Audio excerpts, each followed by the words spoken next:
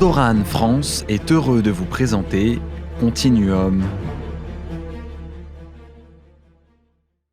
Bonjour, bienvenue à A-News Sécurité, l'émission Continuum où j'accueille pour cette fois-ci Nesrine Rezag-Bara. Bienvenue. Merci à vous, merci pour votre invitation. Vous êtes maire adjointe en charge de la sécurité de la ville de Nanterre. Tout à fait. Vous avez un parcours assez particulier. Vous êtes né en Algérie, vous avez vécu jusqu'à l'âge de 14-15 ans et puis vous êtes arrivé en France.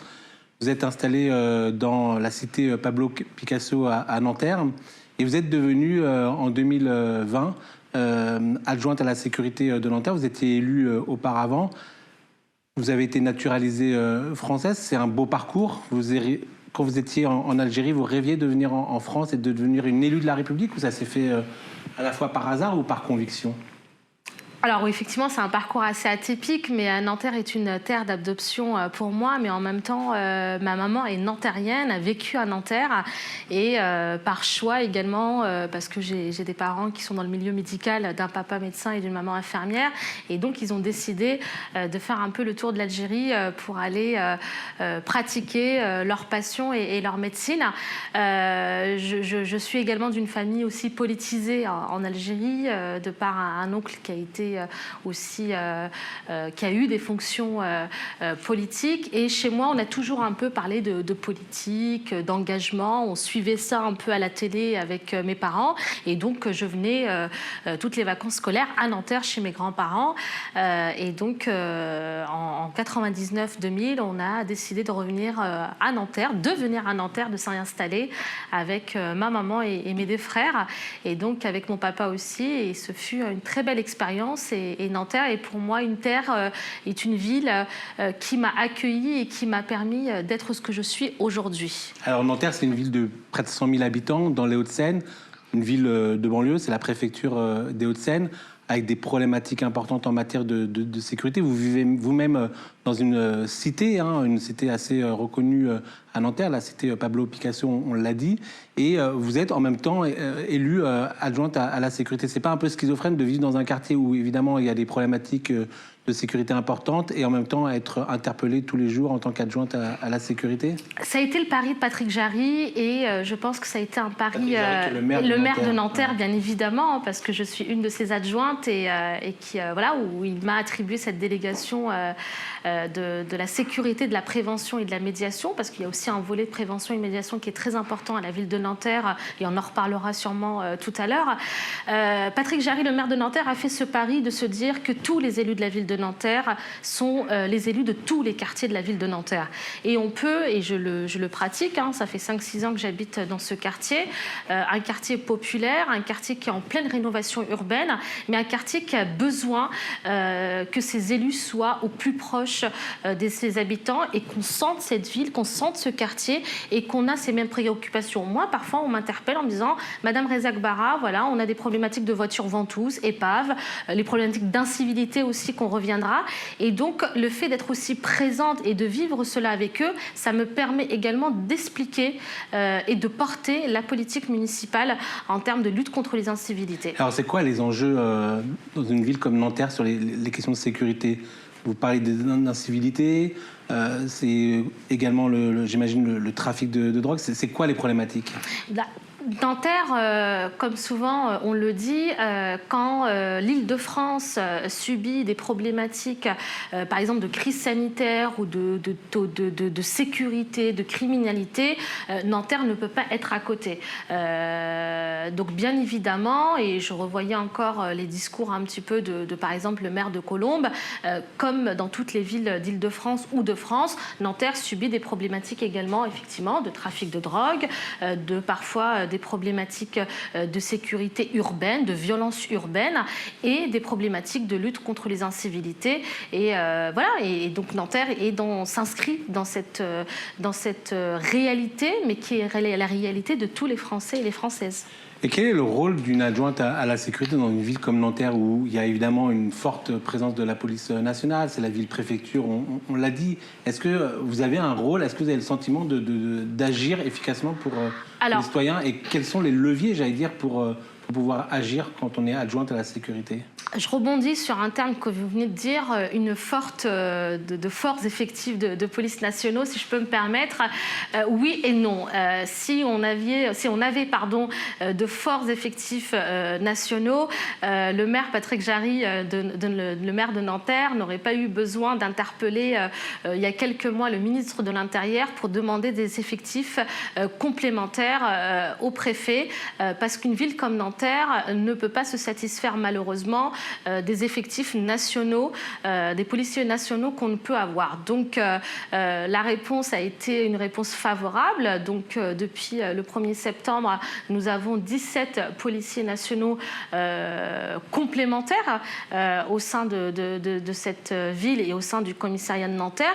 Mais je le dis haut et fort, pour moi, c'est toujours pas assez. C'est toujours pas assez parce que nos commissariats, que ce soit à Nanterre ou dans d'autres villes, ont besoin d'avoir plus de policiers nationaux et nous avons besoin d'avoir plus de policiers nationaux sur le terrain présents. Et au-delà du rôle évidemment important de la police nationale, de l'État, vous, en tant que municipalité, c'est quoi les leviers d'action? Donc, on a toute la relation, bien évidemment, avec le commissaire de Nanterre, avec qui on a des très bonnes relations. Donc, on le voit avec monsieur le maire une fois tous les mois et des relations très régulières qu'on échange. Encore, il y a 2-3 jours, j'étais avec le commissaire adjoint au téléphone. Donc, on a aussi cette proximité avec le commissariat de Nanterre et avec les policiers nationaux et particulièrement les 2 commissaires. Et nous avons également tout le travail avec les associations, par exemple dans le cadre du CLSPD, le contrat local le contrat local de la sécurité, de la lutte contre la délinquance, excusez-moi. J'ai eu un petit bug avec le GLTD parce qu'on a énormément de signaux. On est en train de revoir toute notre stratégie au sein de la ville de Nanterre parce que le contrat est arrivé à échéance. Et donc, il y a eu tout un travail partenarial avec l'État, avec les associations de la ville, avec les bailleurs, avec le commissariat, avec le département et les institutionnels. Donc, moi, je suis très heureuse qu'on puisse, avec le service de la tranquillité publique et la lutte contre les incivilités, ainsi qu'avec les élus de cette ville, de porter cette nouvelle stratégie. Comment s'inscrit le rôle de la police municipale dans la lutte contre l'insécurité? Alors, comme vous le savez, à Nanterre, nous avons décidé de mettre en place une brigade de lutte contre les incivilités avec 25 policiers municipaux et 25 ASVP, donc les agents de surveillance de la voie publique, qui nous permet d'avoir un effectif d'une 50aine de personnes qui sont sur le terrain, au sein de cette ville, au sein de notre territoire et au sein de ces rues, pour pouvoir travailler et lutter contre toutes les formes d'incivilité.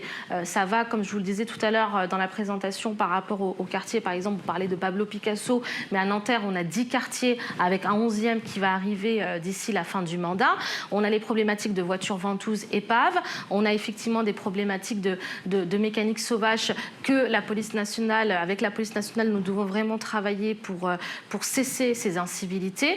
On a les problématiques de stationnement gênant, abusif et tout ce qui va. C'est toutes les petites problématiques quotidiennes de cadre de vie que la ville aujourd'hui doit pallier, parce que malheureusement nous n'avons pas les moyens nécessaires au niveau de l'État pour qu'ils puissent les pallier. Donc on est vraiment dans cette police de lutte contre les incivilités et de proximité.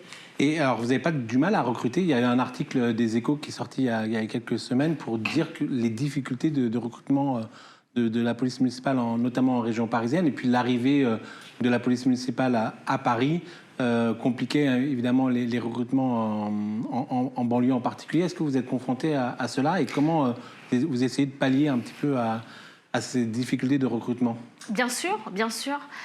Comme je le disais tout à l'heure en préambule, quand Nanterre a des difficultés de recrutement, quand l'Île-de-France ou la France a des difficultés de recrutement, Nanterre de facto est impactée par ces difficultés de recrutement. On voit aujourd'hui notre collègue et ami Nicolas Norman avec Anne Hidalgo, ils ont lancé leur dispositif de police municipale. Après, la ville de Paris s'inscrit dans un dispositif assez particulier par rapport à ses formations, ses concours.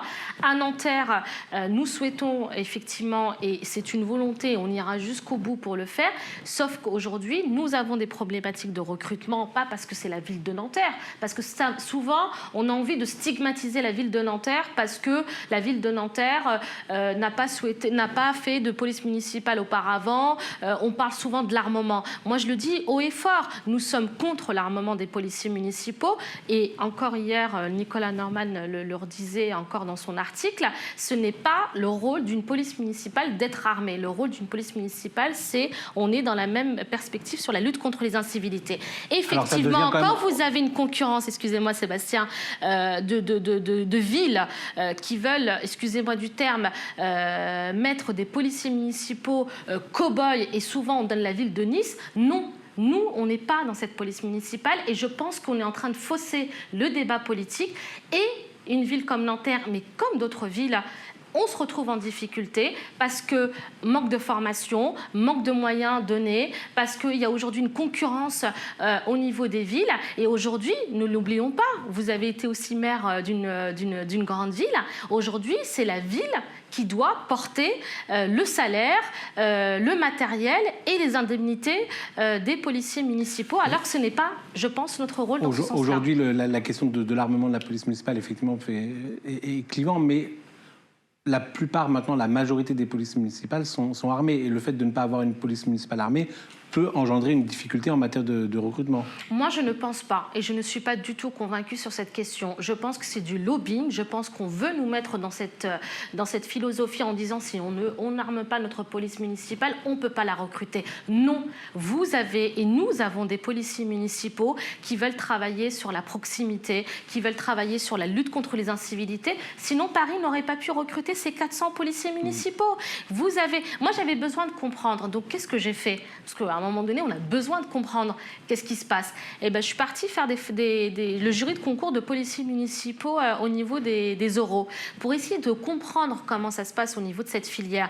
Quand vous interrogez ces candidats à l'oral, aux oraux, vous leur posez à un moment donné la question. Ils ne sont pas tous pour l'armement. Parce qu'à un moment donné, l'armement n'est pas une question...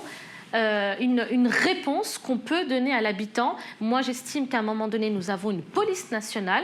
Elle a ses prérogatives et il y a la question de la police municipale qu'on appelle la brigade de lutte contre les incivilités. Alors, on a beaucoup parlé évidemment du rôle de l'État, notamment de la police nationale et les effectifs que vous souhaitez renforcer au sein du commissariat de Nanterre. Vous avez parlé du rôle de la municipalité et du rôle de la police municipale.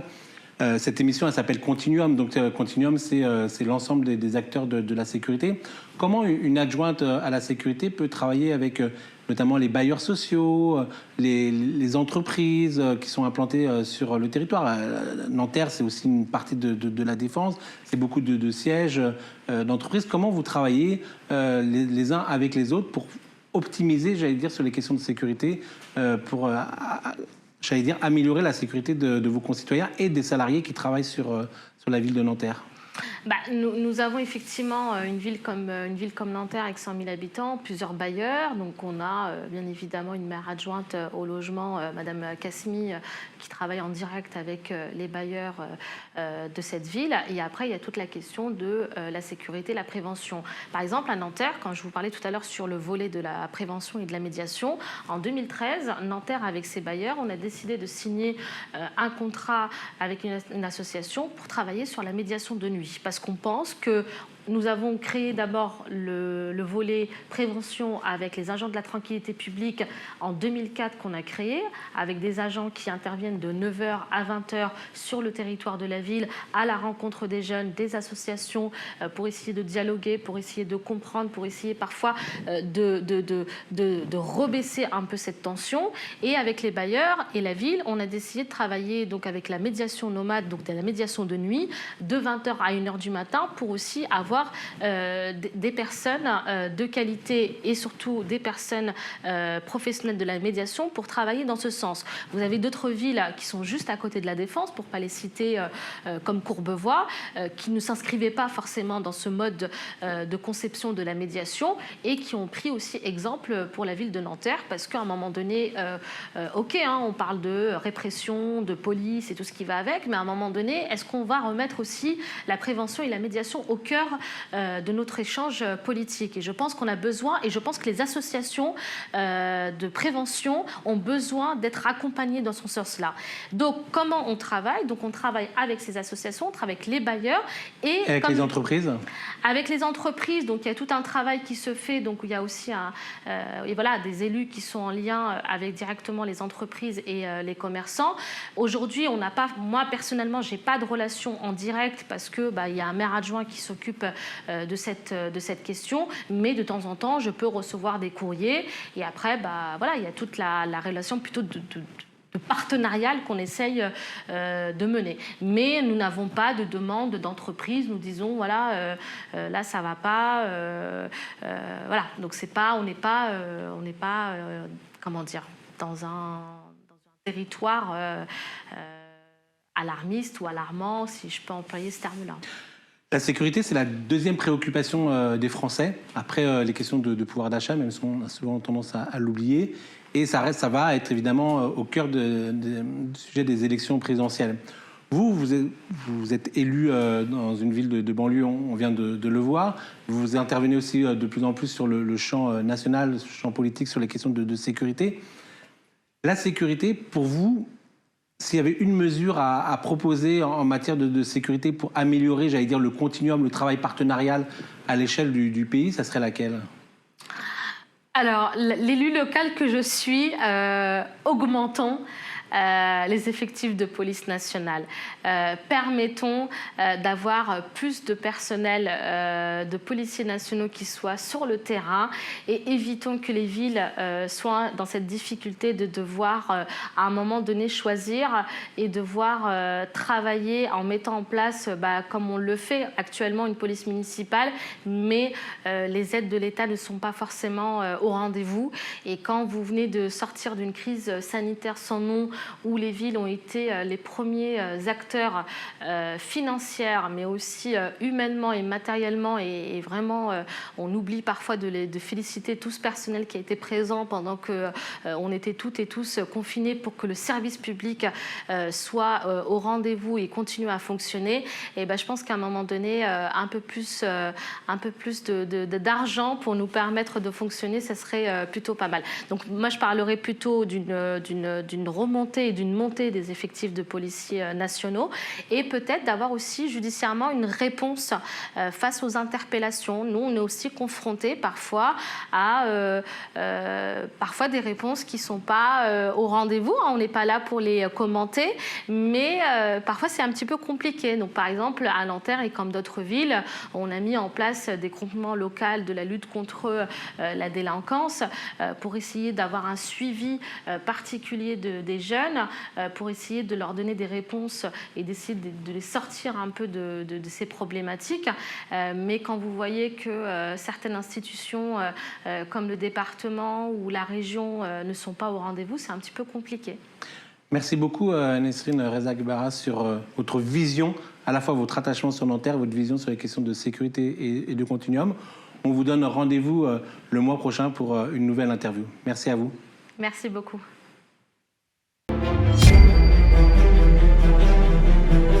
Toran France a été heureux de vous présenter Continuum.